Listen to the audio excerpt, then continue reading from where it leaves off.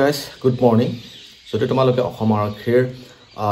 চতুৰ্থ বৰ্গৰ পদৰ যদি কুকত যদি এপ্লাই কৰিছা যদি কুকত যদি আবেদন কৰিছা তেতিয়াহ'লে যিসকল ল'ৰা ছোৱালীৰ বা যিসকল কেণ্ডিডেটৰ বৰ্তমান হৈ গ'ল তো সেইসকলৰ কাৰণে যেটো ভাল হ'ল বা হয়তো সেইসকলে এই কথাখিনি জানিব নোৱাৰিলে বা হয়তো সেইসকলে জানিছিলা তো যেহেতু আমাৰ যিখিনি আসাম পুলিচৰ গেট আইভি পদৰ কুকৰ যিখিনি পদ হয়তো সেই পদখিনিৰ বাবে কেইটামান কথা তোমালোকে জানি যাবা ঠিক তোমালোকৰ মানে বেছি ভাল হ'ব ঠিক আছে তো যেহেতু প্ৰায় যিমানখিনি কুকৰ টিপিটি বা পিএইচডি হৈছে তো সেই টিপিটিত মানে কি হৈছে যে এই কথাখিনি বেছিকৈ সুধি আছে তো সেইবাবে ভিডিঅ'টো মই তোমালোকৰ মাজত বনাই লৈ আহিছোঁ যে ধৰক বহুত ল'ৰা বা বহুত ছোৱালীৰ কেণ্ডিডেটৰ বহুত কমেণ্টত হৈ আছিলে তো সেইবাবে ভিডিঅ'টো ধুনীয়াকৈ বনালোঁ সো ভিডিঅ'টো শেষলৈকে চাই থাকিব আৰু যদি চেনেলটো যদি নতুনকৈ ভিজিট কৰিছে তেতিয়াহ'লে চেনেলটো ছাবস্ক্ৰাইব কৰিব লগতে মটিভেশ্যন জনাব সদায় এনেকুৱা ভিডিঅ' আগবঢ়াই থাকিব আৰু ভিডিঅ'ৰ নটিফিকেশ্যনৰ বাবে বেল আইকনটো প্ৰেছ কৰি দিব ঠিক আছে সো বন্ধুসকল যদি তোমালোকে কুকত এপ্লাই কৰিছা তেতিয়াহ'লে এই 4-5টামান কথা ভালদৰে তোমালোকে জানি যাবা ঠিক আছে তো এইকেইটা হৈছে মানে অকল মানে কুকৰ ৰিলেটেড কথা ঠিক আছে কিন্তু তাৰ বাহিৰে তোমালোকে কেইটামান আৰু কথা জানি যাবা ধৰক 1 নম্বৰ কথাটো হৈছে তোমালোকক সুধিব পাৰে যে 1 কেজি মাংসত কিমানখিনি তেল লাগে মানে ঠিক আছে 1 কেজি মাংস বনাবৰ কাৰণে কিমান তেল মানে তেলৰ প্ৰয়োজন হয় বা মিঠাতেলৰ প্ৰয়োজন হয় বা যি নহওক মানে তেলৰ প্ৰয়োজন হয় বুলি সুধিব পাৰে ঠিক আছে তো এই কথাখিনি তোমালোকে জানি যাবা তো সেই হিচাপত 1 কেজি মাংসত কিমানখিনি তেলৰ প্ৰয়োজন হয় বা 2 কেজি মাংসত কিমানখিনি প্ৰয়োজন হয় 3 কেজিত কিমান প্ৰয়োজন হয় 5 কেজিত কিমান প্ৰয়োজন বা 10 কেজিত কিমান প্ৰয়োজন এই কথাখিনি তোমালোকে জানি যাবা ঠিক আছে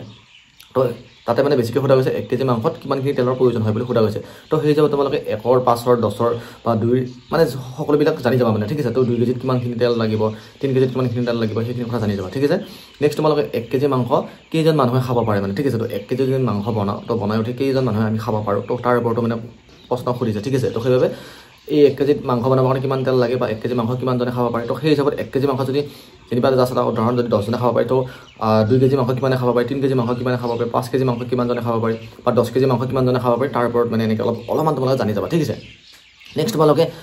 1 কেজি চাউল বনাবৰ কাৰণে বা 1 কেজি চাউল বনাই উঠি আমি কেইজন মানুহে খাব পাৰোঁ এনেকুৱা ধৰণৰ সুধিব পাৰে ঠিক আছে তো 1 কেজি চাউল কিমানজন মানুহে খাব পাৰে বা তাৰ ওপৰত হয়তো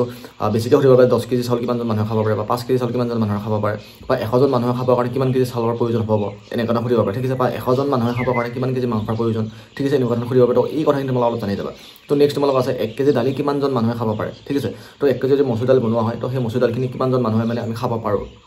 ঠিক আছে যেহেতু আসাম পুলিচৰ যিমানখিনি তোমালোকে কুকত এপ্লাই কৰিছা তো সেইবিলাক কি হ'ব যে তোমালোকে এটা একো বেটেলিয়ন ৰাখিব বা একো হয়তো থানাত ৰাখিব য'ত বেটেলিয়ন থাকে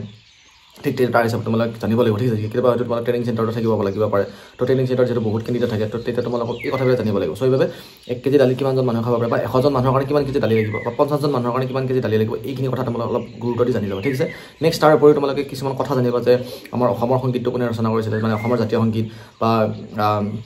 ভাৰতৰ জাতীয় সংগীত তো এইবিলাক তোমালোকে জানি যাব লাগিব ঠিক আছে তো যদি তাৰে সৈতে বন্দে মাতৰম গীতটো কোনে ৰচনা কৰিছিলে বা অ মোৰ আপোনাৰ দেশ কোনে ৰচনা কৰিছিলে তো এনেকুৱা ধৰণৰ তোমালোকে কথাবিলাক জানি যাবা ঠিক আছে আৰু লগতে তোমালোকৰ যিখন ডিষ্ট্ৰিক্টৰ পৰা যোৱা সেই ডিষ্ট্ৰিক্টৰ বিষয়ে অলপমান জানি যাবা যে এছপিজনৰ নাম ডিচিজনৰ নাম বা তোমালোকৰ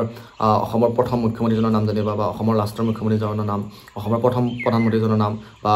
এতিয়াৰ প্ৰধানমন্ত্ৰীজনৰ নাম এনেকুৱা ধৰণৰ জানিবা ঠিক আছে এতিয়াৰ বৰ্তমানৰ প্ৰধানমন্ত্ৰীজন কিমান তম মানে প্ৰধানমন্ত্ৰী বা অসমৰ মুখ্যমন্ত্ৰী কিমানতম মুখ্যমন্ত্ৰী এনেকুৱা ধৰণৰ অলপ কথা তোমালোকে জানি যাব ঠিক আছে যিহেতু প্ৰায় এইখিনিয়ে মানে কথা কি হৈছে যে আসাম পুলিচৰ যিখিনি কুক মানে পদ আছে সেই কুকৰ পদত এইখিনিয়ে মানে কথা সুধিছে বা এইখিনিয়ে কথা বেছিকৈ সুধি আছে তো সেই বিষয়ে এই কথাখিনি তোমালোকে জানি যাব ঠিক আছে নেক্সট ভিডিঅ'ত মই ৱাটাৰ কেৰিয়াৰ বা অন্য বিভাগৰ ওপৰত মই বনাম চ' ভিডিঅ'টো চাই থাকিব আৰু ভিডিঅ'টো লাইক কৰক আৰু চেনেল ছাবস্ক্ৰাইব কৰি ৰাখক ঠিক আছে আৰু ভিডিঅ'বিলাক নতুন বন্ধু শ্বেয়াৰ কৰক যিসকলে নেকি কুকৰ এপ্লাই কৰিছে বা কুকৰ কাৰণে স্কিল বা PhD দিবলৈ যাবলৈ গৈ আছে তো সেইসকলৰ মাজত ভিডিঅ'টো শ্বেয়াৰ কৰিব ঠিক আছে বাই বাই নেক্সট ভিডিঅ'ত আকৌ লগ পাম আজি জয় হিন্দ জয় অসম